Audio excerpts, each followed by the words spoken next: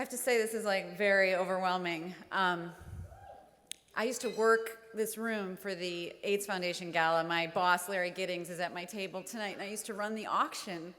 And I just want to thank all the people in this room, the volunteers who are sucking the money out of everyone here. You do like the really hard work. It's really hard to ask for money, so please be generous. We've all overcome diversity tonight. I've overcome the fact that my fake eyelashes fell out at the dinner table. I have no idea if you can see like glue on these screens, but we all have to move on. We have to carry on. And you showed a clip with Paul Adelstein, who I went to Francis Parker with. I went to Francis Parker for 14 years, and I thought I heard his voice on Private Practice. I didn't know that package was being shown, and it's just, this is such a coming home for me. I just want to thank HRC. This is such an honor, and it's actually the first time I have gotten an individual award in my entire life. I could not pick a better one to get, let me tell you. But you know what, that makes sense because I've always done my best work personally and professionally in a community and an ensemble, an organization. And of course, an individual award isn't really an individual award because we don't accomplish anything individually or alone. And I can only be an ally if there are people to align with. So I am so proud to align with you and HRC and the LGBTQ community. My very hot, handsome boyfriend is here tonight. Bradley Whitford from the West Wing. He actually won this award 2 years ago, and it was the day after the Supreme Court made same-sex marriage legal. Yeah, that's great. It's really great because I get to accept the award this week after, this week. So, so it's fine. It's just another example of cisgender, heterosexual, white male privilege. It's fine.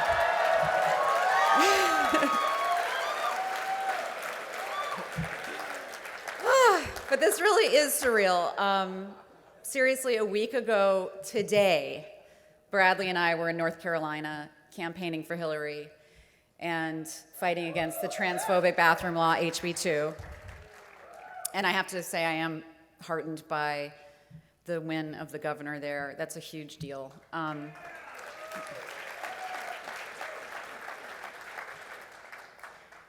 Can I just say, by the way, Mary Beth Maxwell should run for president of the United States? Sorry, and speaking after her is like my worst nightmare, but whatever. That's one of the best speeches I've ever seen. So I just have to say that, and I'd vote for her. But this morning, a week later to the day, we are walking down Michigan Avenue, peacefully protesting with thousands of people the election of the world's biggest bully to the office of the President of the United States. It's a stark reminder of how quickly things change and how precious and fragile our rights and freedoms are. So my work as an ally is a gift that was given to me by chance and circumstance and a little divine fairy dust. My first experience as an ally was at the University of Wisconsin, where I went to college. Go Badgers. I was part of a small troupe of actors who wrote and performed in social awareness skits for incoming freshmen to open up discussions about racism, sexism, and homophobia.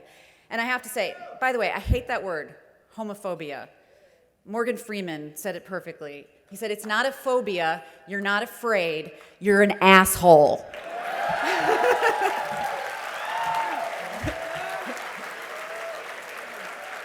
But okay.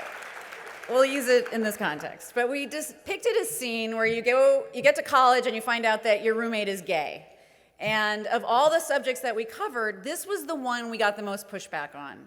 Kids from small towns across America claim to have never met a gay person. Now, this was a really long time ago. I mean, not like that long ago, but it was a while back. But, of course it was impossible that they had never met a gay person. I mean, it might have even been in the mirror, let's be honest. But they found it impossible, based on religious beliefs to accept one. And I mean, this was things have changed, but as we've learned this week, not enough. I had grown up in a big city and in the theater, so the thought of their fear and ignorance was totally baffling to me. I realized in that moment that people need to be educated, period. They were ignorant. They had not been exposed to a world that so many of us with educations and life in the big cities had taken for granted. After I got out of college, I worked at Starbucks with Alyssa Fraden, who's also here tonight. She is vice president of National SAG. I don't know. She's an amazing woman who does incredible work. She's like, shut up, Amy. That's fine. But anyway, we worked at Starbucks together. And I also ran a little theater company at night with my sister and some friends. Hallie Gordon, who also was part of that theater company, Pillar Studio, is here with me tonight. So yeah, I'd go to Starbucks in the morning, go to the theater at night. It was my 20s, you didn't need to sleep. And at Starbucks, I had this favorite customer who would come in every day, this lovely Southern gentleman, and he'd buy a cup of coffee and read his paper, and when I had my breaks, we'd sit and chat. And he'd moved to Chicago from Texas with his boyfriend, who had gotten a job at Abbott Labs doing research for a new and promising AIDS drug. It's my friend Larry Giddings, who is here tonight. And he had taken a job as the event coordinator for the AIDS Foundation of Chicago, and I asked if he would be on the board of my theater company, and he said yes, and we came up with this great idea for a fundraiser, a joint fundraiser, where we would have this huge fashion show at Crowbar. That's a throwback. And the proceeds would go to both the AIDS Foundation and Pillar Studio. And we managed to get the entire theater community of Chicago involved. All these actors were modeling clothes from boutiques around the city. We had Michael Shannon in leather pants, lip-singing Mick Jagger as he strutted down the runway. Our closer of the show was the lovely and recently, sadly deceased Alexis Arquette. She was in town doing a play at Steppenwolf, and she performed the big finale catwalk for the show in a white wedding gown. It was very saddened to hear of her passing. The night was a huge success, and Larry offered me a job as his assistant at AFC, helping raise money for people in need of services and education and advocacy. And it really was one of the best times of my life. And I lamented leaving that job later. A few years later, I started to make a living full-time as an actor, mostly through voiceover. Mindy Verson, who did my voiceover tape, is also at my table. I'm just going to shout out to everybody. My best friend from childhood, Neely. All my friends are here showing up. Thank you. But anyway, I just wanted to keep that sense of purpose and service in my life. Being a narcissistic actor did not seem to fit that. But then Transparent came along, and thank you. I have gotten to return to my LGBTQ ally roots, and it's been the greatest gift. I work in a white, male-dominated business that values money above all else and is dominated by narcissistic, demanding babies. It's like 1,000 Trumps run the industry.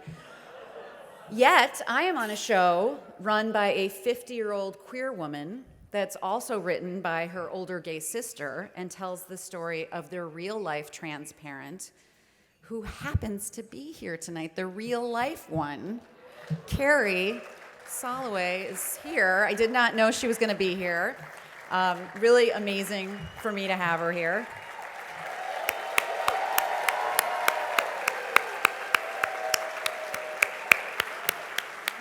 I think she's back there.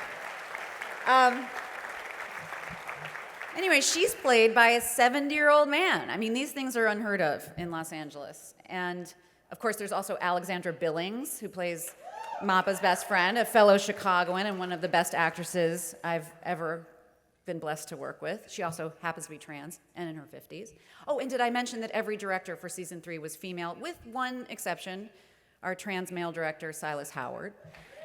And that our producers are predominantly gay and trans, and our crew, we have trans, queer, gay, bi in every department. We have female camera operators. I mean, the thing is a utopia, but the truth is, I've been living in a bubble. And seriously, a lot of us have. If you're not one of the most vulnerable members of our community, it's easy to get seduced by the incredible progress that we've made and forget our responsibility to remain vigilant. In my own life, the signs were there. A few weeks ago, I was getting my hair done did, as my daughter would say. I got my hair did. For a talk show. It was actually Ross Matthews was the host, openly gay talk show host with, my openly gay hairdresser doing my hair. And he just sort of casually mentions that he got kicked out of his Uber in the middle of LA because his driver, quote unquote, doesn't like faggots. While doing an interview with the LA Times about the Women of Transparent, our staff writer, Our Lady J, referred to herself as a non-passing trans woman. And I was like, that's not true. You totally pass. She said, I absolutely do not pass, and I know I don't pass because when I leave the friendly confines of my West LA neighborhood, I am taunted and called faggot when I walk down the street. I actually started crying in the middle of the interview because it completely blew my mind that people were so cruel and heartless. This is my friend, as she's a brilliant artist and writer and musician and human being, and I couldn't stand the thought of her living in such a hostile world. Another dear friend, Van Barnes, she's this hysterical, warm, wonderful trans woman. She's Jeffrey Tambor's assistant. She told me she never opens her mouth in bathrooms because she's afraid someone will call her names or call for security. Because honestly, the truth is, it's trans people who are violated and in danger in bathrooms.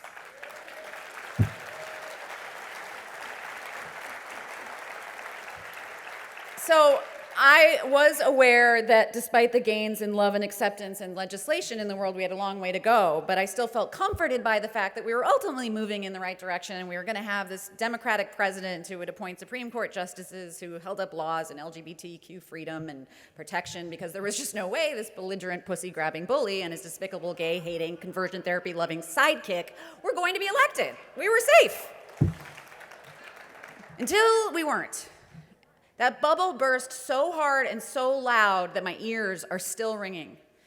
A friend sent me a letter by John Pavlovitz, a Christian minister from Raleigh, North Carolina, who travels around the country offering ministry on how to make churches more LGBTQ inclusive. You may have already read this letter. A lot of people have been passing it around. I just couldn't speak to my feelings any better, so I just wanted to share a small excerpt from it. And I do want to preface this by saying that I don't mean to bash the Republicans in the room. All three of you have a right to your opinion. But this is what this week has felt like to me. Quote, I don't think you understand us right now. I think you think this is about politics.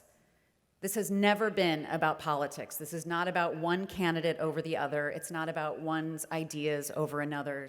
It's not blue versus red. It's not her emails versus his bad language. It's not her dishonesty versus his indecency. It's about overt racism and hostility toward minorities. It's about religion being weaponized. It's about crassness and vulgarity and disregard for women. It's about a barricaded, militarized bully nation. It's about an unapologetic, open-faced ugliness. And it is not only that these things have been ratified by our nation that grieve us, all this hatred, fear, racism, bigotry, and intolerance. It's knowing that these things have been amened by our neighbors, our families, our friends, those we work with and worship alongside. That is the most horrific thing of all. We now know how close this is. It feels like living in enemy territory being here now. And there's no way around that.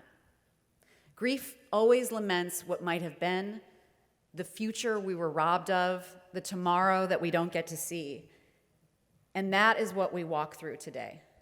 The scriptures say that weeping endures for a night, but joy comes in the morning. We can't see that dawn coming anytime soon, and this is why we grieve. End quote. I have definitely felt, yeah, it's beautiful. I have definitely, and I know many of us in this room have felt like I am in grief this week.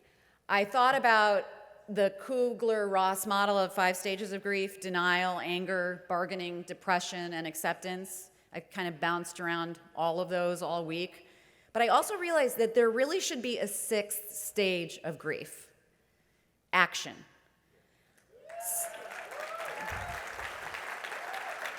I have had this strong desire to get into action this week, feeling like action was the only way I was going to survive this pain.